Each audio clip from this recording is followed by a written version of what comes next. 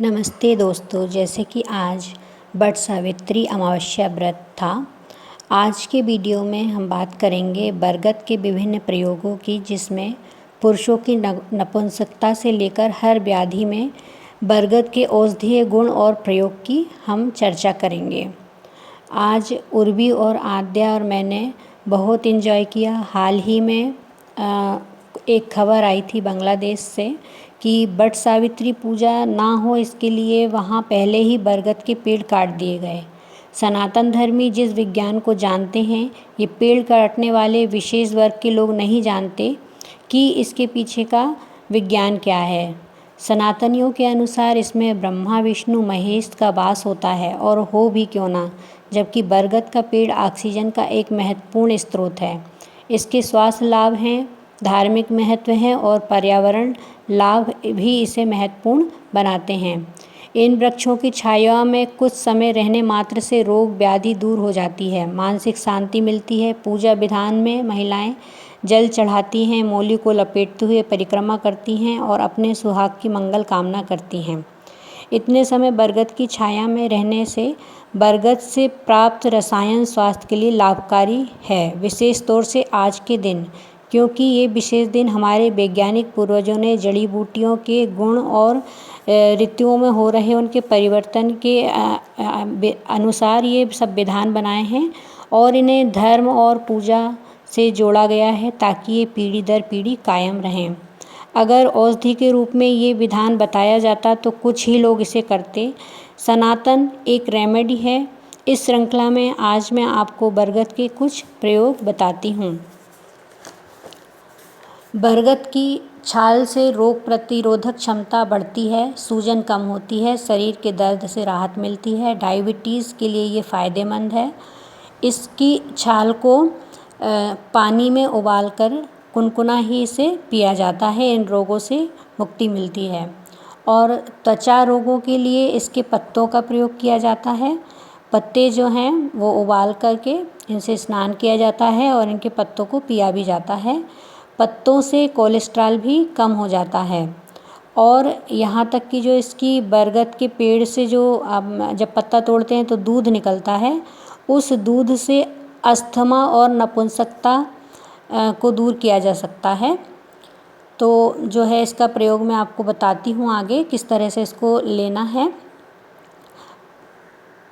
एक बार की बात है, एक वैद्य जी ने दूसरे वैद्य जी के पास अपने शिष्य को एक जानकारी लेने के लिए भेजा, क्योंकि पहले वैद्य लोग अपने जो बहुत ही प्रभावी नुस्खे होते थे वो बांटते नहीं थे किसी से। तो इसलिए उन्होंने उसकी परीक्षा करने के लिए कि वैद्य जी में ये मतलब इतना बुद्धि विवेक है या नहीं, इसकी परीक्षा लेने के लिए अपने शिष्य से कहा कि तुम इमली के पेड़ के नीचे विश्राम करते हुए उन वैद्य जी के पास जाओ। तो वो शिष्य जो है इमली के पेड़ के नीचे विश्राम करता हुआ उनके पास जब पहुंचा, तो कुछ ही समय बाद, जब पहले लोग पैदल चलते थे, तो 2-3 महीने के बाद ही उसे त्वचा रोग हो गया। जब वहाँ पहुंचा तो वैद्य जी जिनकी परीक्षा ली जा रही थी उनके पास पहुंचा कि मुझे अपनी इन समस्या का समाधान चाहिए है, मुझे ये रोग है त्वचा संबंधी। तो वैद्य जी समझ गए कि परीक्षा लेने के लिए ही ऐसा कर रहा है। तो वैद्य जी ने कहा कि आप ऐसा करिए कि आए कैसे थे। तो उसने कहा कि इमली के वृक्ष के नीचे विश्राम करता हुआ आया था। तो उन्होंने कहा कि अब जाते समय बरगद, पीपल और नीम, इन वृक्षों के नीचे आप विश्राम करते हुए जाइए। तो शिष्य जो परीक्षा लेने आया था अपने गुरु के कहने से, वो लौटते में इसी तरह से बरगद, पीपल और नीम के वृक्ष के नीचे बैठता हुआ गया और जाते तक स्वस्थ हो गया।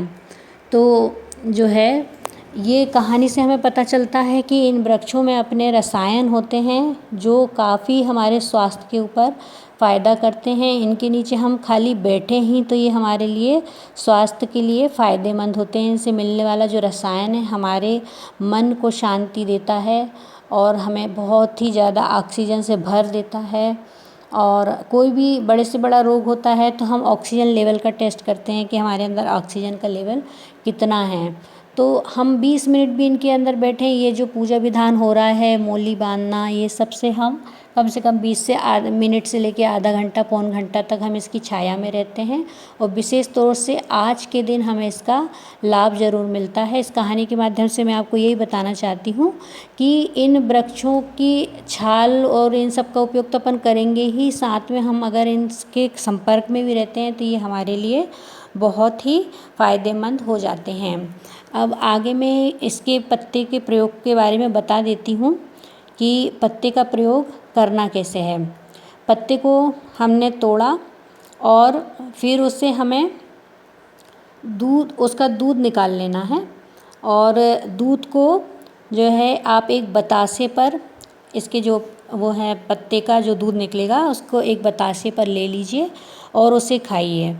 अगर किसी को अस्थमा है तो उन्हें भी इसी तरह से लेना है। और अगर पुरुषों में नपुंसकता की समस्या है, उनके वीर्य में गति कम है, उनकी संख्या कम है वीर्य में, तो जो है इसको आप एक व्यक्ति एक बतासे में 1-2 ड्रॉप उसका दूध डालें और इसे प्रतिदिन 21 दिन तक सेवन करना है। कहीं कहीं इस विधि को इस तरह से बताया गया है कि एक दिन में 1 बूंद, दूसरे दिन में दूसरी बूंद, तीसरे दिन में तीसरी बूंद, इस तरह से 21वें दिन में 21वीं बूंद होगी। 21वें बूंद तक वीर्य में वो शक्ति आ जाएगी कि नपुंसकता ख़त्म हो जाएगी। और अगर किसी को संतानहीनता है तो उसकी भी परेशानी दूर हो जाएगी।